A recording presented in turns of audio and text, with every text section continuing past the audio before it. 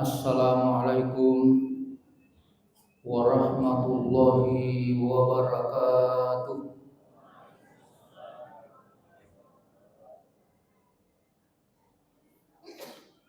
Alhamdulillahi rabbil alamin.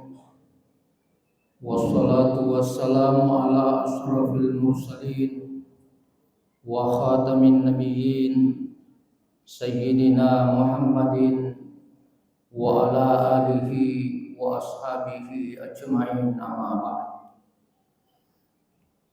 Bapak-bapak, ibu-ibu, hadirin sidang jemaah tarwih yang saya muliakan dan dimuliakan oleh Allah Subhanahu wa taala.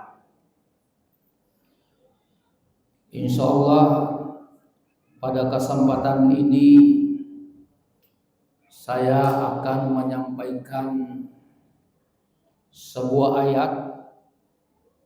Allah Subhanahu wa taala berfirman, "Wasta'inu bis-sabri was-shalah wa innaha lakabiratun illa 'alal khashiyin."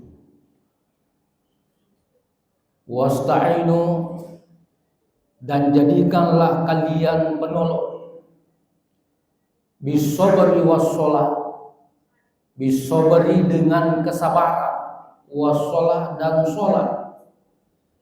Wa innaha, sesungguhnya yang demikian itu, lakabiratun illa 'alal khashiyin, sungguh berat kecuali orang-orang yang khusyuk.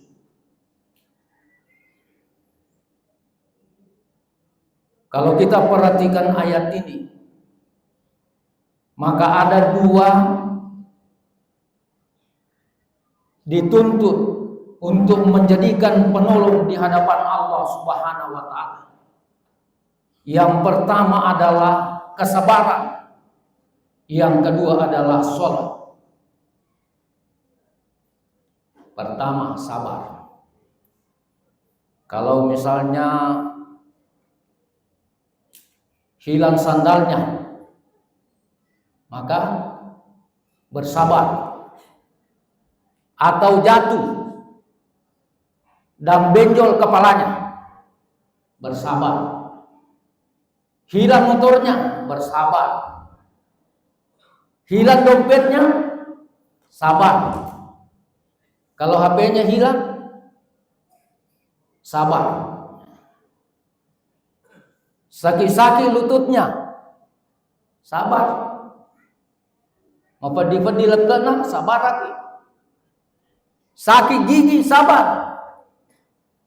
Jadikan penolong di hadapan Allah Subhanahu wa taala. Ada seorang nabi kita bisa jadikan sebagai teladan, yaitu Nabi Ayub alaihissalam. Nabi Ayub ini banyak ujian yang diberikan oleh Allah Subhanahu wa taala. Nabi Ayub alaihissalam dulunya orang yang kaya, tapi diuji oleh Allah Subhanahu wa taala dengan kekayaan.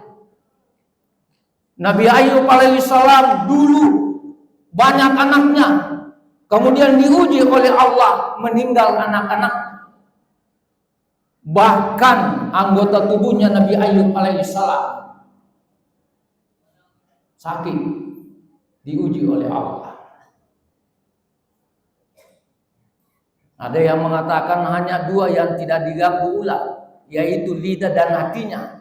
Itu digunakan untuk berzikir kepada Allah Subhanahu wa taala. Ada doanya Nabi Ayub, Pak. Ibu-ibu, kalau kita diuji oleh Allah, ada doa Nabi Ayub bagus kita amalkan. Apa doanya Nabi Ayub? Anni massani durru wa anta arhamur rahim.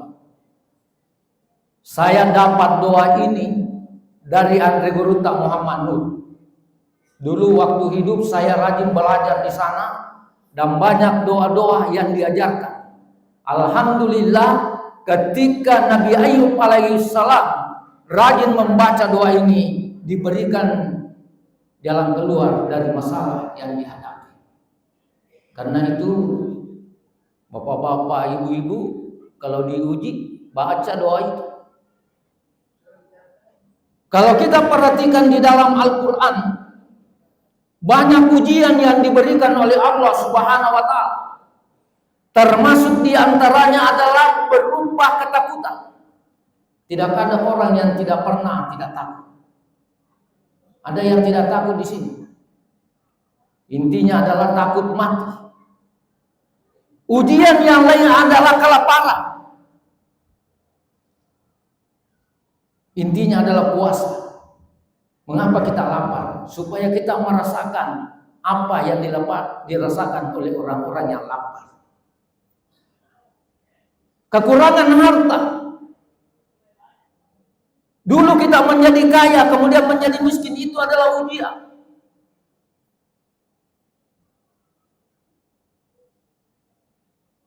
Keluarga kita sakit, termasuk ketika sudah tidak ada buah-buahan. Allah mengatakan, wa basyiris sabirin, gembirakan orang-orang yang bersabar. Siapa orang yang bersabar itu?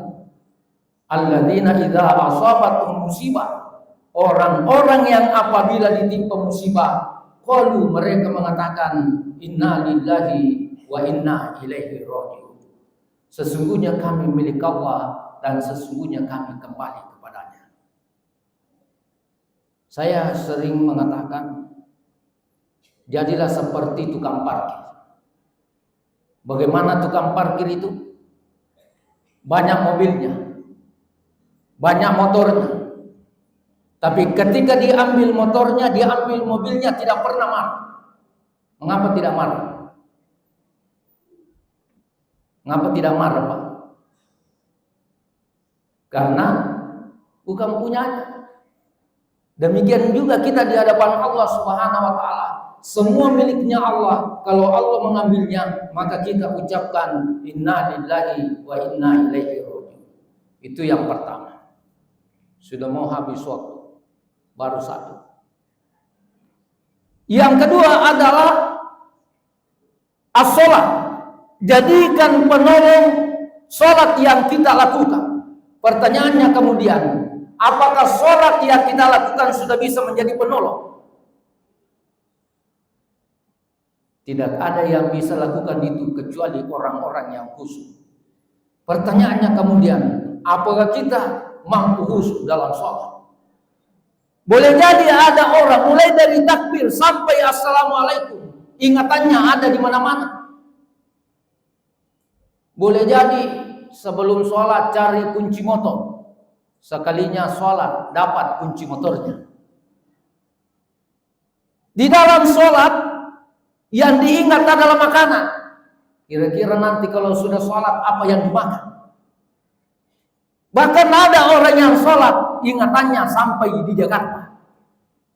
Makanya Anda Guru tak sarankan bagaimana supaya ketika kita sholat berusaha sungguh-sungguh pakaian yang kita pakai halal 100%. Itu yang pertama. Yang kedua, kalau seandainya mau keluar air kencing, maka kencing lebih dahulu sebelum sholat, supaya tidak ada ingatan yang lain. Yang paling penting adalah mengetahui bacaan sholat.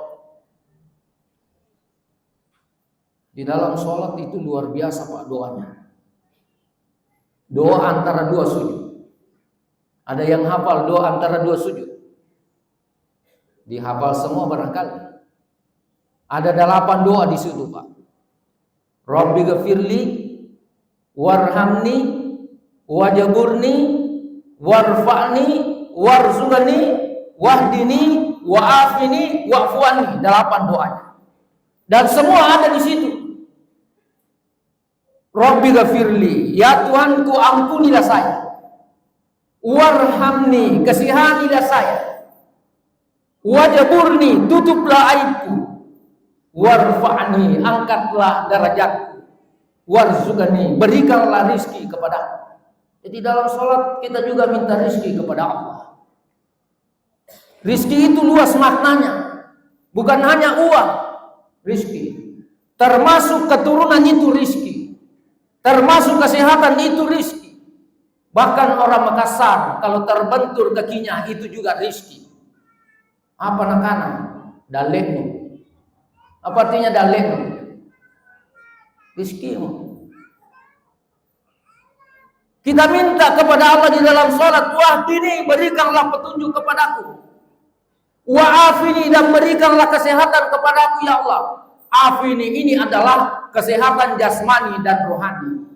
Luar dan dalam kita minta kepada Allah Subhanahu wa taala. Ada orang tua pernah katakan kepada anaknya, wahai anakku, semua makanan saya sudah nikmati. Semua minuman saya sudah rasakan. Salah satu nikmat yang besar dari Allah Subhanahu wa taala adalah kesehatan. Kalau kita sakit mau apa? Meskipun kita kaya. Bagaimana kalau datang di dokter, dokternya mengatakan jangan makan kepiting, jangan makan udang, jangan makan coto, jangan makan kondro, ikan kering, semua yang enak-enak dilarang. Mau apa? Padahal banyak uang. Apalagi kalau dokternya mengatakan kembali lagi kalau habis obatnya.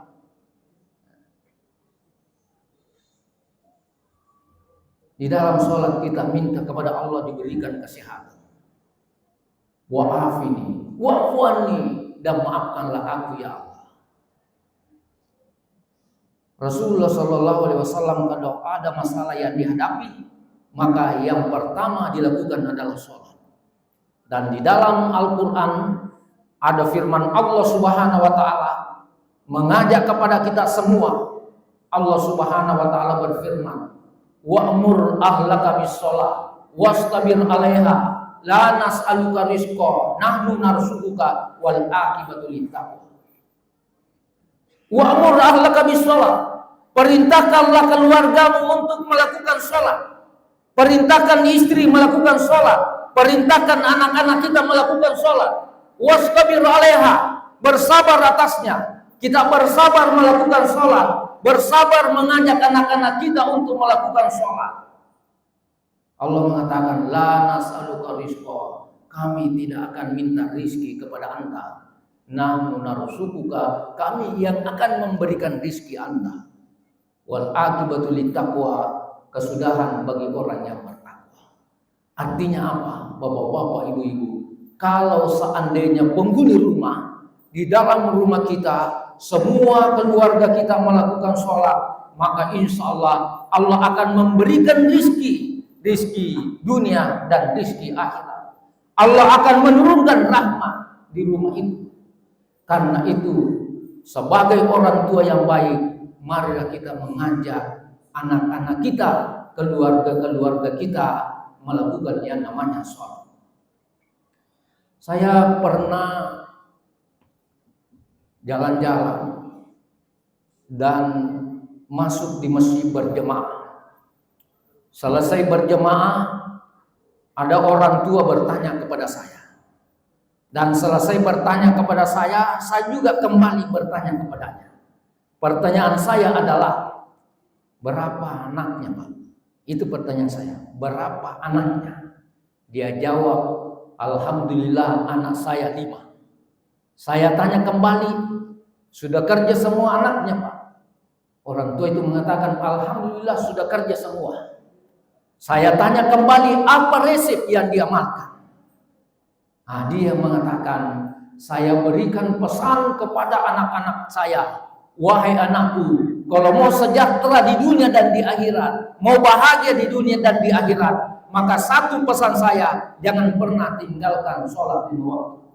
Alhamdulillah anaknya mengamalkan sholat 5 waktu, semua dapat pekerjaan dan anak itu bagus akhiratnya. Ini luar biasa Pak, kalau kita melakukan sholat. Saya orang Sengkang. Di Sengkang ada penghafal Al-Quran, anaknya 3. Ketika ditanya orang tuanya apa resepnya sehingga 3 anaknya penghafal Al-Quran 30 juz, maka orang tua itu mengatakan, saya rajin sholat, terutama bangun tengah malam melakukan sholat tahajud. Ketika selesai sholat tahajud, saya doakan anak-anak saya. Alhamdulillah anak saya bisa menghafal Al-Quran. Ada orang Pindrang di sini, Pak. Kalau saya orang Wajo, ada orang Pindrang. Kalau Pak Imam istrinya orang Pindrang. Bapak juga orang Pindrang. Di Pindrang itu Pak ada orang tua banyak anaknya. Anaknya itu kalau bukan dokter, profesor dan agamawan. Ketika ditanya apa resepnya, dan ternyata dijawab adalah resep yang saya amalkan. Satu diantaranya adalah hatinya malam, yaitu rajin bangun tengah malam melakukan sholat tahajud, kemudian doakan anak-anaknya. Ini sudah 15 menit berkali. Di ini Pak, sholat tahajud luar biasa manfaatnya. Jadi kalau ada orang mau diberikan kedudukan yang mulia oleh Allah, salat tahajud. Kalau ada orang yang mau usahanya sukses, sholat tahajud. Di UIT itu ada bangunan di situ tinggi, ternyata dia dapat tangganya itu tidak terlalu capek kita jalan, dia temukan sesudah melakukan sholat tahajud. Dan ternyata ada saudara-saudara kita sembuh dari penyakitnya disebabkan karena selalu bangun tengah malam melakukan sholat tahajud. Ada orang bangun tengah malam bukan untuk melakukan sholat tahajud, tapi mau nonton bola. Ada orang bangun tengah malam bukan untuk nonton bola, tetapi bukan juga sholat tahajud. Ternyata mau kencing, sudah kencing, tidur lagi. Sekira ini Pak, dua nasihat malam ini kita dituntut untuk jadikan sebagai penolong di hadapan Allah Subhanahu wa taala.